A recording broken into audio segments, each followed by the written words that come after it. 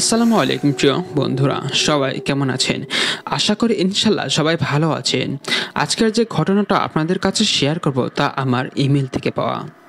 আর আপনি যদি আমার চ্যানেলে নতুন হয়ে থাকেন তাহলে অবশ্যই সাবস্ক্রাইব করে সব সময় আমার সাথেই থাকুন। আর আপনার জানা ভয়ঙ্কর ঘটনা আমাকে পাঠাতে চাইলে bootholaHorror@gmail.com এখনই পাঠিয়ে দিন। ইমেলে যেভাবে লেখা আছে আমি ঠিক সেভাবেই পড়ছি। আসসালামু আলাইকুম প্রিয় হৃদয় ভাইয়া। ওয়ালাইকুম আসসালাম। আমি রাহাত। আমি আপনার অনেক বড় একটা ফ্যান। আপনার প্রতিটি ঘটনা শোনার জন্য আমি প্রতিদিনই অপেক্ষায় থাকি যে কখন আপনার ঘটনা দেবেন। আমার জানা ভয়ঙ্কর ঘটনা আপনার ইমেলে পাঠালাম। যে ঘটনাটা আপনার ইমেলে পাঠিয়েছি এই ঘটনা 2011 সালের ঘটনা। আশা করি এ ঘটনাটা অনেক ভয়ঙ্কর হবে। তাহলে কথা না বাড়িয়ে চলে যাব আমরা সরাসরি আমাদের ঘটনায়। উদ্বিগ্ন মনে নার্সিংহোমে বসে আছে রাজেশ। স্ত্রী নীলাকে লেবার রুমে নেওয়া হয়েছে। আজ দুদিন ধরে প্রসব বেদনায় কষ্ট পাচ্ছে ভীষণ। ডাক্তার অপেক্ষা করতে বলেছেন। স্বাভাবিক প্রসবের, কিন্তু রোগীর অবস্থা দেখে আর দেরি করা ঠিক মনে করলেন না। রাজেশের সম্মতি নিয়ে ওটিতে সিজার করার জন্য এই কিছুক্ষণ আগেই গেছেন দুজন ডাক্তার নার্সরা। রাজেশের আত্মীয় স্বজন তেমন কেউ নেই, শুধু আছেন মা। তিনি আসতে চেয়েছিলেন, অনেক বুঝিয়ে মাকে বাসায় রেখে এসেছে।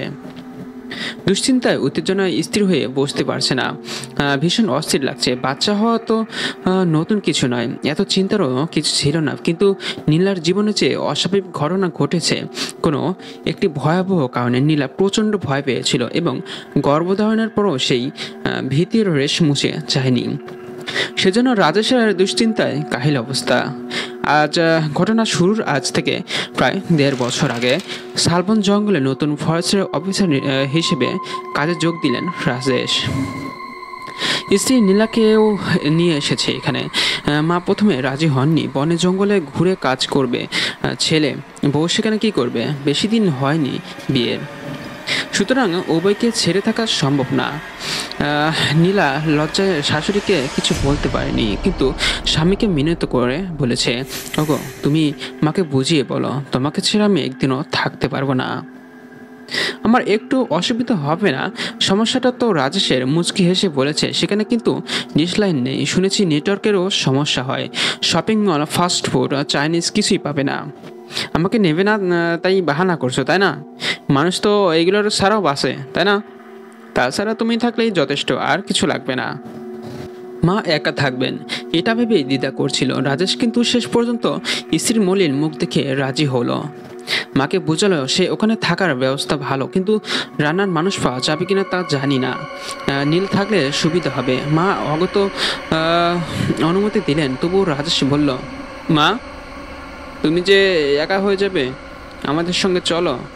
মা হেসে বলেন, এই বয়সে আমার কোথায় যাব, আর একা কোথায়? এতদিনে পুরনো বুয়া আছে, ও আমার যথেষ্ট খেয়াল রাখে, অসুবিধা হবে না, ফোনেও কথা হবে। তুই যা বৌমাকে নিয়ে। শালবনে পৌঁছে ওরা মুগ্ধ হয়ে গেল। চারিদিকে গাছপালায় ভরা জঙ্গল, প্রাকৃতিক সৌন্দর্যের অসাধারণ বাহার। ফরেস্টের অফিসারের জন্য নির্দিষ্ট ছোট কাঠের বাংলো, সুন্দর প্রয়োজনীয় অথচ সাধারণ আসবাবপত্র নিয়ে সাজানো। জঙ্গলের মধ্যে হিংস্র কোনো জানোয়ার নেই ঠিকই, তবুও বাংলার চারপাশে মজবুত কাটা তারের বেড়া দিয়ে ঘেরা। বাংলোর সামনে ফুল বাগান, পিছনে সবজির ক্ষেত, ফুলের গাছও আছে কিছু। মালিক কেয়ারটেকার হাসানের থাকার ঘর আলাদা। মালির বউ চুমকি ওদের রান্না করে দেবে। সব সুন্দর ব্যবস্থা, শুধু একটাই অসুবিধা, দোকানপাট সব 15 মাইল দূরের শহরে। এখানে কিছুই পাওয়া যায় না, দরকারি সব জিনিসই শহর থেকে কিনে আনতে হবে। অবশ্য তাতে কোনো অসুবিধা নেই, সরকারি জিপ আছে, রাজেশ সেটার ব্যবহার করতে পারবে। দুজনেই পথশ্রমে ক্লান্ত ছিল। রাতে ঝুমকির হাতের রান্না সুস্বাদু খাবার খেয়ে তাড়াতাড়ি শুয়ে পড়ল। হাসানও সতর্ক করে দিল রাতে যেন বাইরে না আসে। যদি গাইড আছে পাহারা দেয়। জঙ্গলের কিছু কিছু জায়গা বেশ দুর্গম, কোনো হিংস্র পশুর দেখা পাওয়া যায়নি, যদিও তবুও সাবধান থাকা ভালো। পরের কয়েকদিন ভীষণ ব্যস্ততার মধ্যে কাটলো রাজেশের। ওকে সাহায্য করার জন্য পুরনো অভিজ্ঞ কর্মচারীরা রয়েছে, আর আছে সহকারী সুমন। এরা সবাই খুব ভালো ভদ্র। মূল জঙ্গলের প্রবেশের মুখেই ছোট 2 কামরার অফিস। জঙ্গলের লিজ নিতে আসা কাঠ বয়সীদের সাথে কথা বলা, দূরের জঙ্গলের কেউ যাতে চুরি করে গাছ কেটে না নিতে পারে সেসব খেয়াল রাখা ইত্যাদি আরও আনুষঙ্গিক কাজকর্মগুলো ভালো করে বুঝে নেওয়া, এসবই শৈবালের ব্যস্ত সময় কাটতে লাগলো। অন্য কর্মচারী বিশেষ করে সুমন খুব সহযোগী করলো, তাই তেমন অসুবিধা হলো না। অনেক সময় দুপুরে বাসায় খেতে পারে না আর কি, ড্রাইভার খাবার নিয়ে যায়। নীলাও কম ব্যস্ততা নয়, ঝুমকির সাথে ভাব হয়ে গেছে। দুজনে মিলে নানা পদ রান্না করে ঢাসা পেয়ারা পেরে খায়। তবে যা করে সবে বাংলোর মধ্যে। স্বামীর করা মানা কাঁটাতারের বাইরে যেন না যায়। চারিদিকে জঙ্গল, এখনো কিছু কিছু জায়গা আছে যেখানে এখানকার লোকজনও যায়নি। নীলা জঙ্গল দেখার আবদার করাতে সে বলেছিল নতুন কাজে ভীষণ ব্যস্ত থাকি, একটু অবসর হলেই নিয়ে যাব, কিন্তু একলা কখনো যেও না কেমন। স্বামী সারাদিন ব্যস্ত থাকে, তাতে কি পুরো সন্ধ্যা রাত তো স্ত্রীর সঙ্গে দিতে পারে। তবুও ভাগ্যিস কারেন্ট আছে, টিভি ফ্রিজও আছে। মাঝে মাঝে অফিসের কাছে সারতে রাত হয়ে যায়, তখনও আর ঝুমকি বসে টিভি দেখে। মায়ের সাথে কথা হয়, উনি ভালো আছেন, এরাও সুখী আছেন, যেন খুশি হন। দিন কেটে যাচ্ছে ভালোইভাবেই। আকস্মিক একটা ঘটনা ঘটায় স্বাভাবিক জীবনের ছন্দ পতন হলো। সুমন একদিন রাজেশকে জানালো একজন লোক নিখোঁজ, জঙ্গলে গিয়েছিল আর ফেরেনি। অফিসের কর্মচারীরা সব স্থানীয়, তাদের বাড়ি বন থেকে দূরে, কেবল গরিব মজুররা বনের কাছেই ঝাঁপুরে তুলে থাকে। এদেরই একজনের সন্ধান নেই। সাধারণত সরকারি কাজে লোকজন দল বেঁধে বেঁধে কাজ করে জঙ্গলে। হারানো লোকটা হয়তো কোনোভাবে দল থেকে পিছিয়ে গিয়েছিল। বনে হিংস্র প্রাণী নেই নিশ্চিত, কারা চোরেরাও কখনো মানুষ খুন করেছে বলে শোনা যায়নি। তাহলে অনেকে খোঁজা হলো, কিন্তু তাকে কোথাও আর পাওয়া গেল না। সকলের চিন্তা আরও বাড়ল যখন আরও একজন হারিয়ে গেল। নিরাপত্তার জন্য গার্ড, বন্দুক ইত্যাদির ব্যবস্থা আছে ফরেস্ট অফিসে। এসবের সাহায্যে জঙ্গলের ভিতর যতটা যাওয়া যায় তন্ন তন্ন করে খোঁজা হলো, কিন্তু বৃথা। একদম যেন বাতাসে মিলিয়ে গেছে মানুষটা। একজন মুরব্বীর মন্তব্য, কত প্রাচীন এই জঙ্গলে, কত রহস্য আছে এর মধ্যে। শুধু কি বাঘ ভালুকই মানুষ খায়? কে জানে কিসে খাইয়েছে। এভাবে চলতে থাকলে কেউ আর জঙ্গলে ঢুকতে চাইবে না, সব কাজ বন্ধ করে দিতে হবে।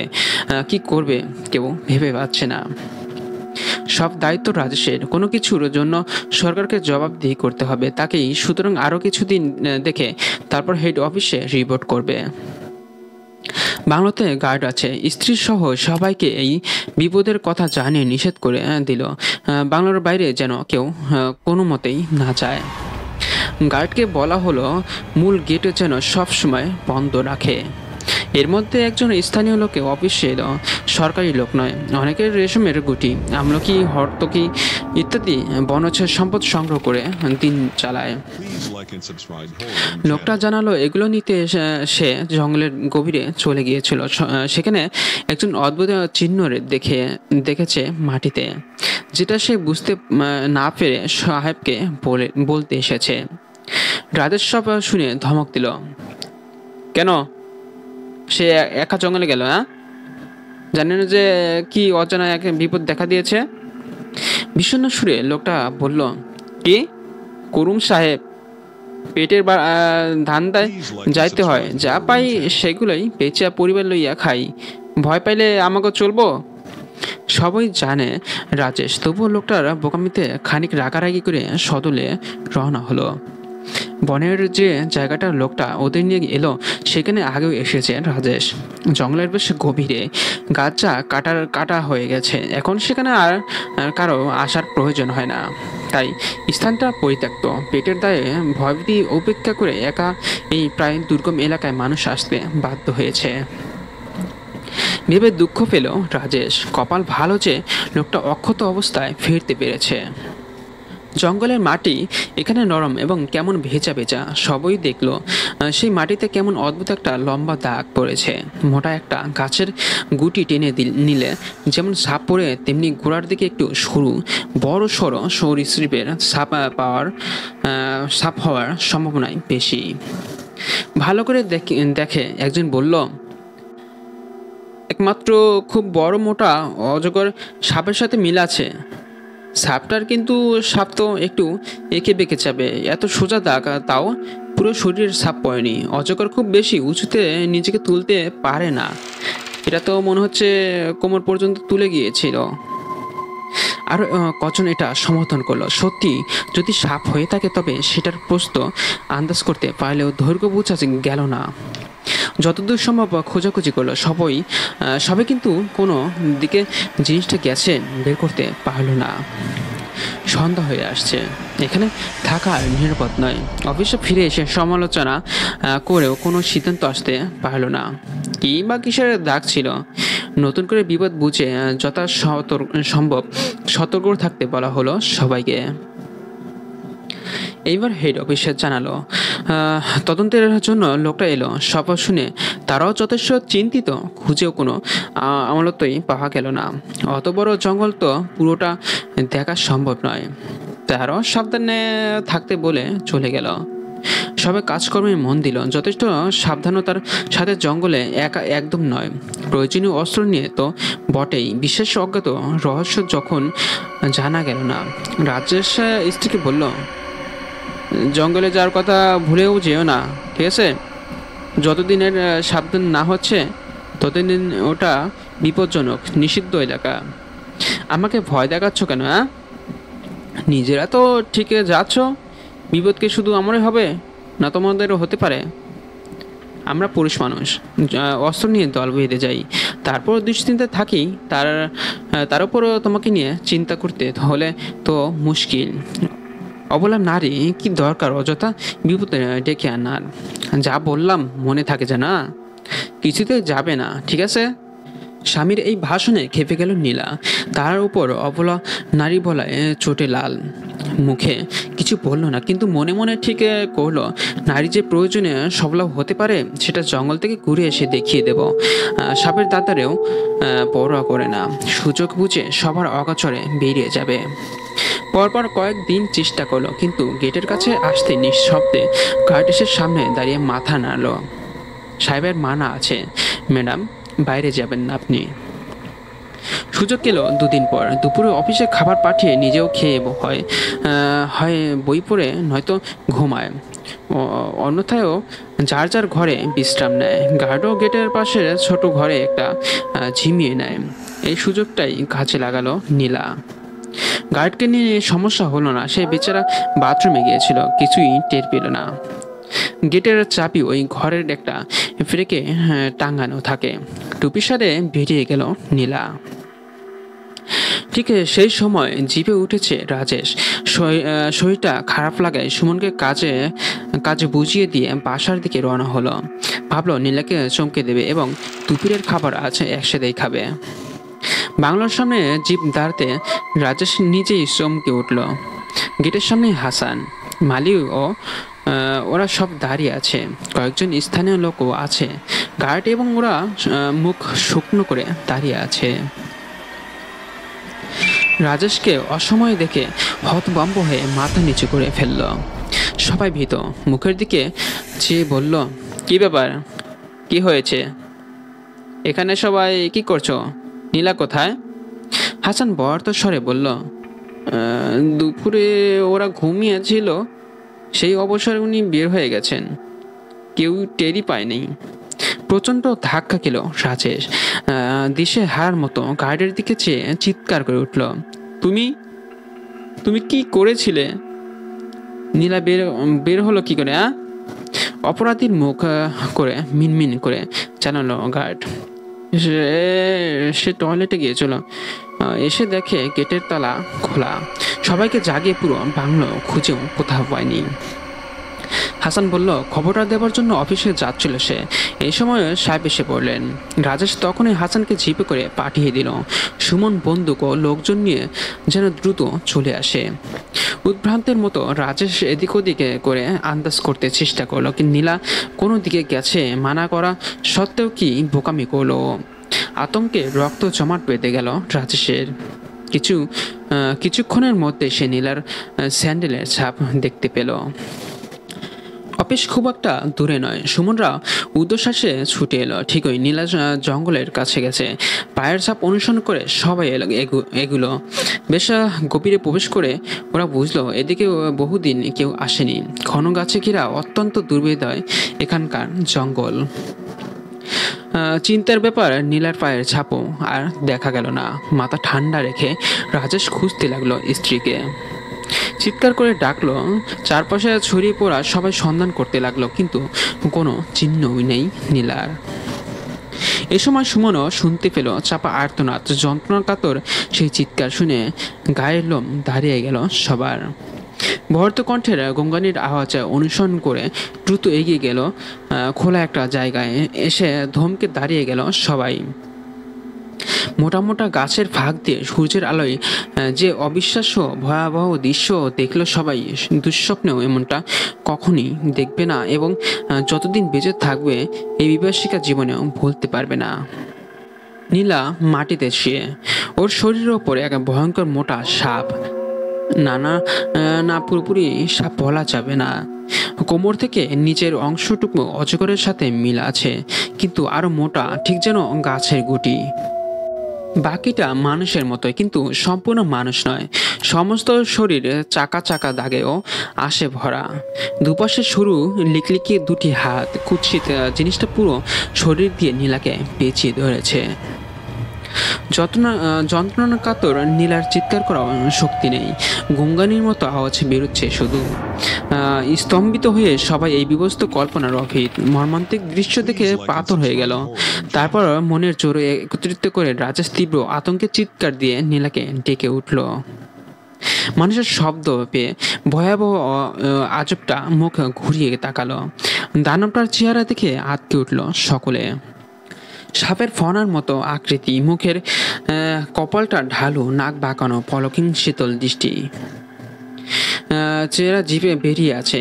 পুরো শরীরের রং কালচে সবুজ। সমস্ত দেহে শ্যাওলা ও পিচ্ছিল পদার্থের জন্য কেমন একটা ঘিনঘিনে চকচকে ভাব। ভয়ঙ্কর অশুভ বিভীষিকা তো কোথা থেকে এলো, কতদিন ধরে জঙ্গলে আছে কেউ বলতে পারে না। মানুষজন নিকট হওয়ার কারণ তাহলে এই আজরাইল। শয়তানটার একমাত্র সঠিক নাম হবে সর্পমানব। নীলাকে ছেড়ে অবিশ্বাস্য গতিতে সাপের মতো পালিয়ে যেতে থাকে ঘৃণিত জিনিসটা। কঠিন বাস্তবতা উপলব্ধি করে শিরে উঠে সুমন। নিমিষের সিদ্ধান্ত নেয়, ওটাকে পালাতে দিলে প্রত্যেকের জীবন মরণ সংশয় দেখা দেবে। ভয় পেলে চলবে না, যেভাবে হোক মেরে ফেলতে হবে সর্পমানবকে। উত্তেজিত কণ্ঠে রাজেশকে বলে, স্যার আপনি ভাবিকে নিয়ে জলদি হাসপাতালে চলে যান। আমি সবাইকে নিয়ে ওটার পিছু নিচ্ছি। যে করে হোক শয়তানটাকে মেরে ফেলতে হবে। রাজেশের সর্বাঙ্গ অবশ্য তবুও দ্রুত নীলার কাছে আসে। জ্ঞান ওর নেই। ওর দুহাতে স্ত্রীর দেহটা তুলে দৌড়ে জিপে উঠে ড্রাইভারকে হাসপাতালে নিয়ে যেতে বলে। সুমনের বন্দুকের নিশানা অযর্থ সাথের লোকজনের জন্য কাছেও নানা অস্ত্র আছে। আস্থা রাখা চায় ওদের ওপর। তারপর উদ্বিগ্ন হলো রাজেশ, যদি ওরা ব্যর্থ হয়, না মারতে পারে জঙ্গলের বিভীষিকা, তাহলে তো কিয়ামত শুরু করবে দানবটা। হাসপাতালে চিকিৎসার যতটুকু সুযোগ সুবিধা ছিল সব চেষ্টা করেও নীলাকে পুরো সুস্থ করা যায়নি। শারীরিক মানসিক দুটোই ওকে বিধ্বস্ত করে ফেলেছে। এখানে ওর চাইতেও উন্নত মানের চিকিৎসা সম্ভব নয়। ডাক্তাররা ঢাকায় নিয়ে যেতে বলল। অ্যাম্বুলেন্সে করে ওকে ঢাকায় নেওয়ার ব্যবস্থা করা হলো। রওনা হওয়ার আগে সুমন এসে দেখা করলো। বিভীষিকাটাকে ওরা মেরে ফেলতে সক্ষম হয়েছে। শালবন জঙ্গল এখন নিরাপদ। সুমনকে কাজের দায়িত্ব বুঝিয়ে দিয়ে রাজেশ বিদায় নিল। আর ফিরবে না সে এখানে। যে অপূরণীয় ক্ষতি তার হয়ে গেল, তাতে পুনরায় স্বাভাবিকভাবে এখানে কাজ করা সম্ভব নয়। অস্থির সজল চোখে রাজেশকে সবাই বিদায় জানালো। অসাময়িক ভদ্র এই মানুষটাকে ওরা ভালোবেসেছিল। নীলার জীবনে ঘটে যাওয়া ভয়াবহ স্মৃতি মন থেকে মুছে যাবে কিনা সন্দেহ, আগের মতো সুস্থ স্বাভাবিক হয়ে উঠবে কিনা জানে না রাজেশ। পুরোটা পথ নীলা প্রায় অচেতন হয়ে পড়ল। একটু জ্ঞান ফিরে চিৎকার করে ওঠে, দুর্বিষহ যন্ত্রণা ও আতঙ্কে ছটপট করে। রাজেশ্বর হাত ধরে বিষণ্ণ মুখে বাইরে তাকিয়ে রইল। শালবনের আতঙ্ক অনেক পিছনে পড়ে রইল। মা সব শুনে কান্নাকাটি করে অস্থির। ছেলেকে বকলেন, বউকে নিতে মানা করেছিলেন। অমন লক্ষ্মী হাসি মুখে মেয়েটা তার কি হাল করে এনেছে। কোনো জবাব দিতে পারল না রাজেশ। সে নিজেই তো জ্যান্ত বিবাসীটাকে ভুলে যেতে পারছে না। নীলার অবস্থা শোচনীয় তো হবেই। ভবিষ্যতে জানতে পারে না মানুষ, তাহলে অবশ্যই মায়ের নিষেধ শুনত। জাদ্রেল বিশেষজ্ঞ সব চিকিৎসকরা ঘটনা শুনে স্তম্ভিত। এই যুগে ভয়ঙ্কর অথচ আজগুবি সত্যিটা মেনে নেওয়া কষ্টকর, কিন্তু চোখের সামনে নীলার বিধ্বস্ত অবস্থা দেখে অবিশ্বাস করাটাও কঠিন। সাংঘাতিক আতঙ্কে ওরা মানসিক ভারসাম্য হারানো সম্ভব নয়। আন্তরিক চেষ্টার ফলে নীলা কিছুদিনের মধ্যেই বাড়ি ফিরে এলো। যে নীলা ফিরেছে সে আগের নীলা নয়। হাসিনা নিজে থেকে কথা বলে না, জোর করে সব কিছু করাতে হয়। জড় পদার্থে পরিণত হয়েছে। শাশুড়ির মমতা, যত্ন, স্বামীর ভালোবাসা কিছুই ওকে স্বাভাবিক করতে পারে না। ওদের জীবনের সুখ, শান্তি, আনন্দ সব হারিয়ে গেছে। ইতিমধ্যে নীলা গর্ভবতী হলো। খুশির ব্যাপার হলেও নীলার ভীত মলিন মুখের দিকে চেয়ে কেউ আনন্দিত হতে পারল না। নিজেকে সে আরো গুটিয়ে নিয়েছে। কথা তো বলেই না। রাজেশ কাছে এলে ছিটকে সরে যায়। প্রায় অস্পষ্ট স্বরে ফিসফিসে বলে, আমি অসুচি, আমাকে ছুঁয়ো না। একদিন বেশ জোরেই বলে উঠল, এটা আমাকে মেরে ফেলবে। বিস্মিত রাজেশ বলল, কে মেরে ফেলবে?